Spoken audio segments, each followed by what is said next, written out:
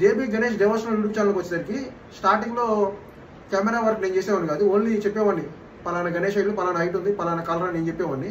2022 2023 వచ్చేసరికి మాకు మా బ్రదర్ ఆకాష్ అని ఒక అబ్బాయి ఉన్నాడు, అంటే మా నాన్న వాళ్ళ తమ్ముడు వాళ్ళ అబ్బాయి, వాళ్ళ ఫ్రెండ్ ఒక అబ్బాయి ఉన్నాడు ప్రశాంత్ అని, ఆ అబ్బాయి చేసేవాడు కెమెరా వర్క్ 2022 2023.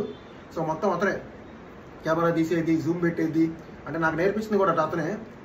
2022 2023 మొత్తం ఇంకా గణేష్ వీడియోస్ ఎట్టా తీయాలి, అసలు కెమెరా ఆపరేటింగ్ ఎట్టా అట్లా చెప్పి అంటే మొత్తం కెమెరా వర్క్ అంతా చూసుకునేవాడు.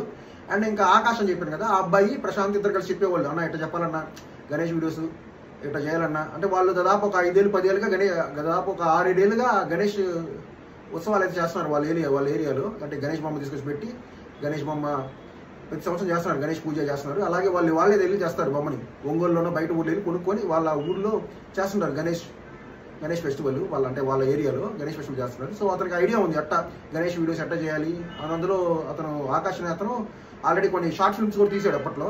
సో అతనికి అంతా ఐడియా ఉంది. సో అతను నాకు కొన్ని సలహాలు ఇచ్చాడు, ఎట్లా చెప్పాలన్నా గణేష్ వీడియోస్ గురించి, గణేష్ ఐడల్స్ గురించి ఎట్లా చెప్పాలన్నా అన్నాడు. సో నేను చిన్నగా స్టార్ట్ చేశాను 2022లో గణేష్ ఐడల్స్ గురించి. సో కొన్ని వ్యూస్ వచ్చినాయి. 2023 అయితే పర్లేదు, 2024 కూడా ఇంకా తిరిగాను బాగా. అండ్ 2022 2023 గురించి మెయిన్గా మాట్లాడుకుంటే ఇద్దరు తిరిగామండి, నేను అండ్ ప్రశాంత్. 2022 2023 సో బాగా తిరిగాము తీసాము, ఓకే వచ్చినాయి వ్యూస్. అండ్ 2023 ఎండ్లో అబ్బాయి ప్రశాంత్ చనిపోవడం జరిగింది. అండ్ ఆ తర్వాత నాకేం చేయాలో అర్థం కాలేదు. ఇంకా జేబీ గణేష్ డివోషనల్ పని అయిపోయింది అనుకున్నా. ఇక నేనైతే ఒక్కడిని తీయలేను.